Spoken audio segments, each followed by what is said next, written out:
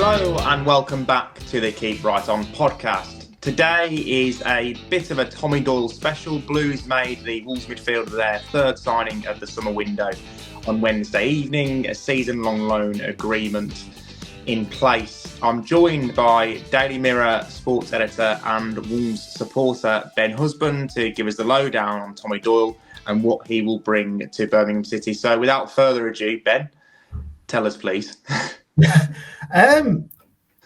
First of all, I'll preface it all by saying I do think it's a good signing for a team that have just come into the Championship. It's clear that there's aspirations on not being a side that are just happy to come and make up the numbers. I personally think he'll be a very good Championship player.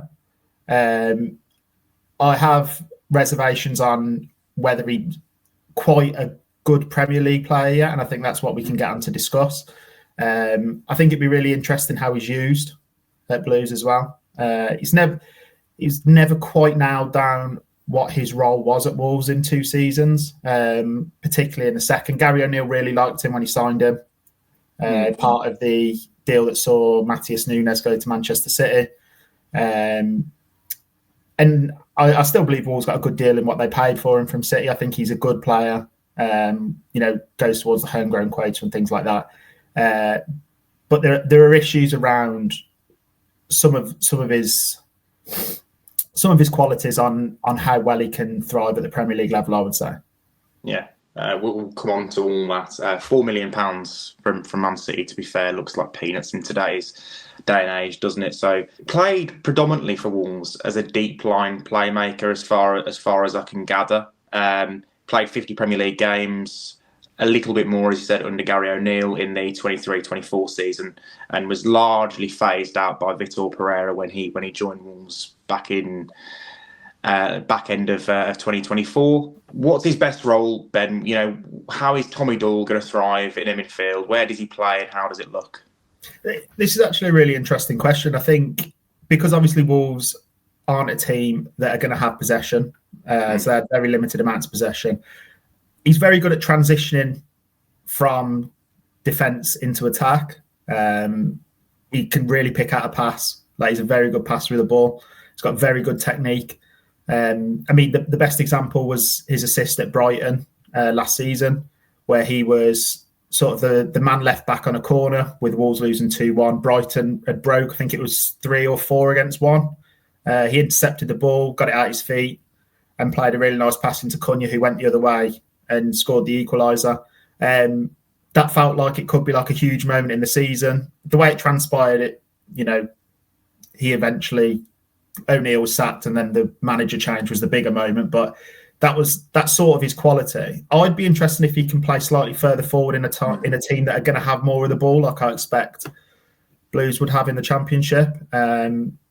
He just never really sort of found a role in a counter-attacking team that don't have a lot of the ball. I remember that goal that he created against Brighton. I can't remember who the Brighton player was. He passed it to him, but honestly, I was watching Match of the Day and I wanted to have a go at him.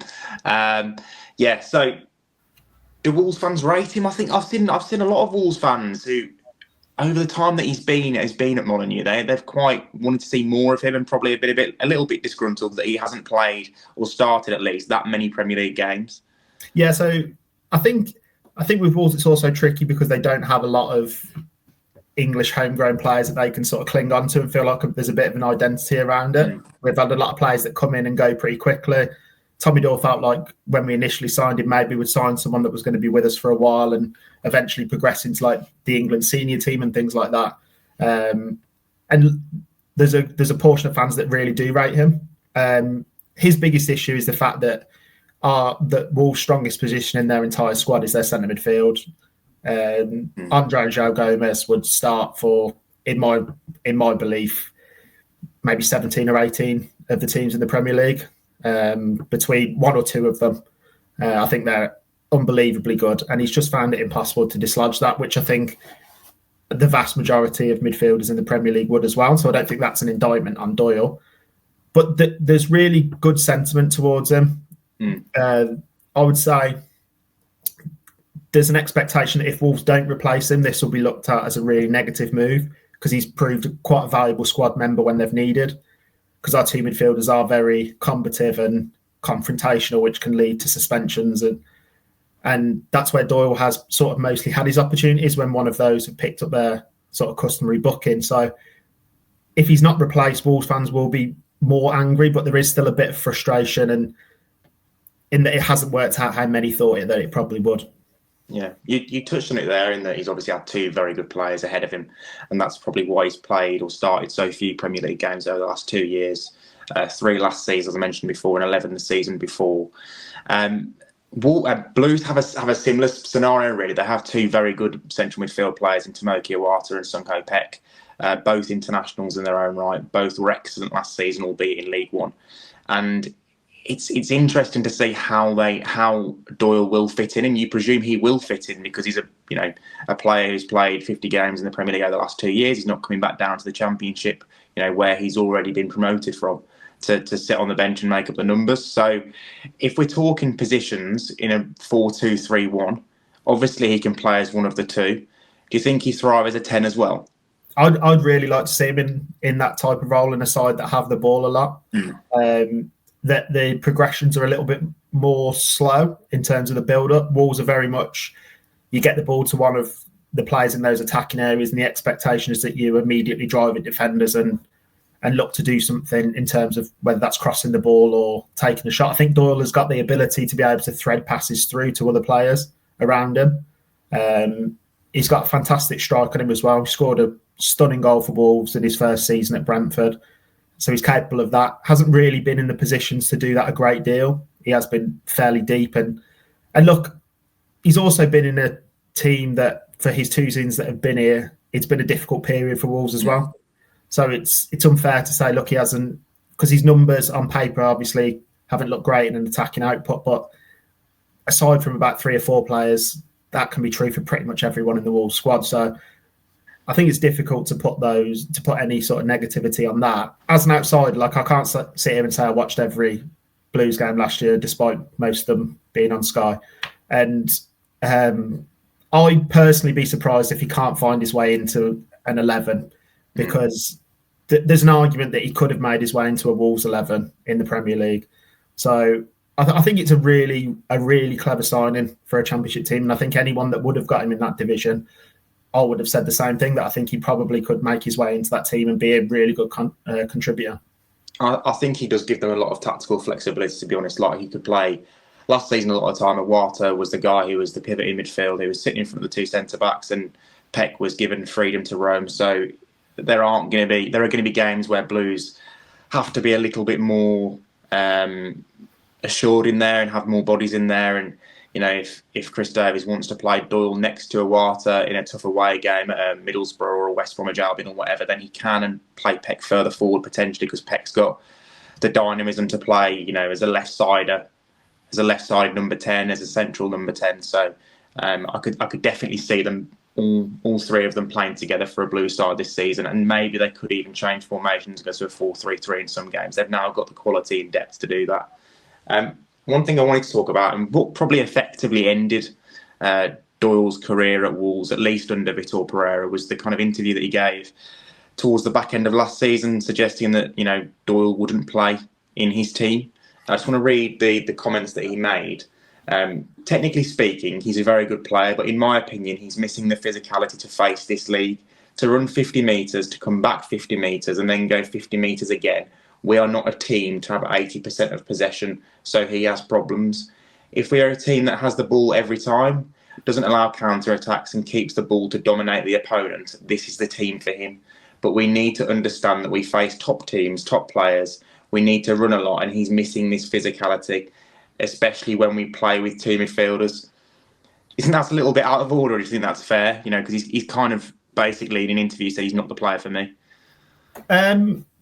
I think, he's speaking a second language as well, which needs to be taken into consideration. But I think Pereira was fairly spooked by the home game against Forest when he was forced to start Doyle, and Wolves were just completely overran in all facets of the game. They had a few chances up front, but in midfield they were just dominated, and Doyle really, really, really struggled. It's unfair to put that on just him. It wasn't just him, but that was sort of, Pereira had started quite positively in the job. They'd won a couple of games.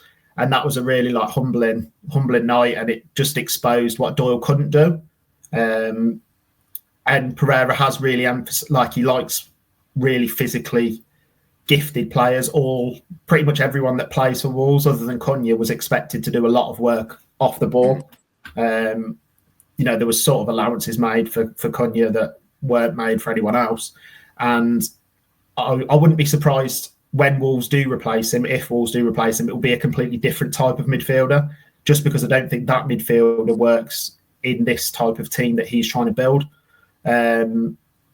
So in my opinion, it's probably quite harsh the way it's phrased to say that but he has only said he's not his sort of player in his sort of team. I don't think he's quite said that he's not physically enough for the Premier League, but I think it's just physically enough for his team in the Premier League. Yeah, and what we have to remember, as we've touched on previously in this podcast, is that Blues do play a completely different style. They want to have all the ball. They average about 70% possession in league games last season. They'll want to do the same this season, again, the Championship. So Doyle's joining a team where he's going to have a lot of the ball and be able to pick those passes. And he's been signed to kind of find those passes, when teams come to St Andrews like they did last year and sat back in a low block.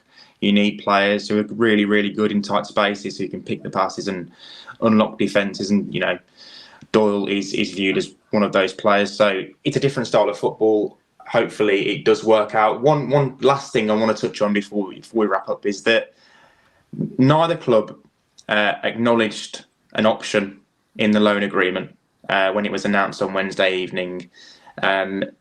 You would expect that maybe if Blues were to get promoted, there'd be something attached to it in that it did become a permanent deal, or was at least, there was a view to it becoming a permanent deal.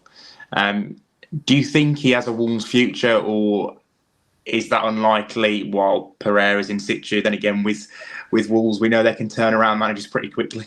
Yeah, so I think the issue that he's probably going to have is that they have turned the Mendes tap back on and changed the structure of the club behind the scenes. They've got a new, I can't remember the exact title they've given him, some corporate waffle title that's fairly close with Pereira as well. So I think they are trying to put in some roots. I'm speaking on the 3rd of July. By the 10th, he could have done an interview with Guillaume Balaguer and quit. So we don't know for sure. No one's going to get that reference, Ben. I get it. I think as long as Pereira is there, that's a deep cut for the Wolves fans that are inevitably not watching this video. Yeah, but I think while Pereira is manager, he won't be playing for Wolves. Yeah, Ben is referencing an interview that Julian Lopetegui gave not long before he left Wolves on the eve of the 23-24 season, when things weren't particularly rosy at Molineux. But yeah, Ben, that's fantastic. Sounds like Blues have got a pretty decent midfielder, and as we've touched on, one that he's hoping to be competing at the top end of the Championship table this season. Thank you for your insight. Thank you everyone for tuning in. And it's a big keep right on.